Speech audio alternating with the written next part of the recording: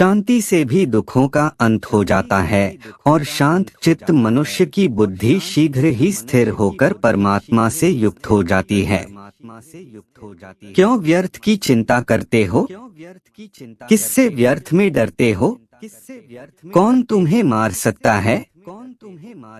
आत्मा न पैदा होती है न मरती है। हर काम का फल मिलता है। इस जीवन में ना कुछ खोता है ना व्यर्थ होता है। विषयों का चिंतन करने से विषयों की आसक्ति होती है। आसक्ति से इच्छा उत्पन्न होती है और इच्छा से क्रोध होता है।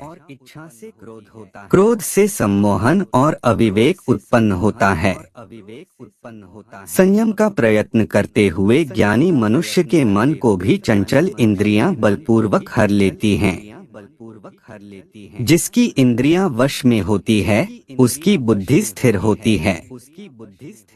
जो भी मनुष्य अपने जीवन आध्यात्मिक ज्ञान के चरणों के लिए दृढ़ संकल्प में स्थिर है, वह सामान्य रूप से संकटों के आक्रमण को सहन कर सकते हैं और निश्चित रूप से खुशियां और मुक्ति पाने के पात्र हैं।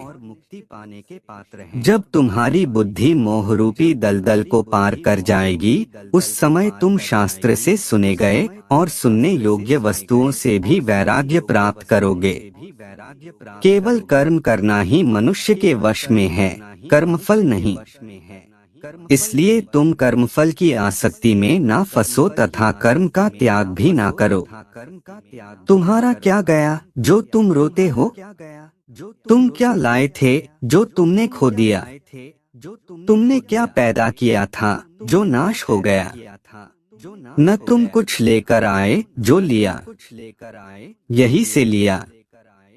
जो दिया यही पर दिया, जो लिया इसी ईश्वर से लिया।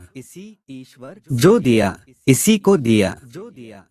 जो मन को नियंत्रित नहीं करते उनके लिए यह शत्रु के समान कार्य करता है। खाली हाथ आए और खाली हाथ वापस चले। जो आज तुम्हारा है कल और किसी का या परसों किसी और का होगा। तुम इसे अपना समझकर मग्न हो रहे हो। सुख दुख लाभ हानि और जीत हार की चिंता न करके मनुष्य को अपनी शक्ति के अनुसार कर्तव्य कर्म करना चाहिए। ऐसे भाव से कर्म करने पर मनुष्य को पाप नहीं लगता। क्रोध से भ्रम पैदा होता है, भ्रम से बुद्धि व्यग्र होती है। जब बुद्धि व्यग्र होती है तब तर्क नष्ट हो जाता है। जब तर्क नष्ट होता है तब व्यक्ति का पतन हो जाता है।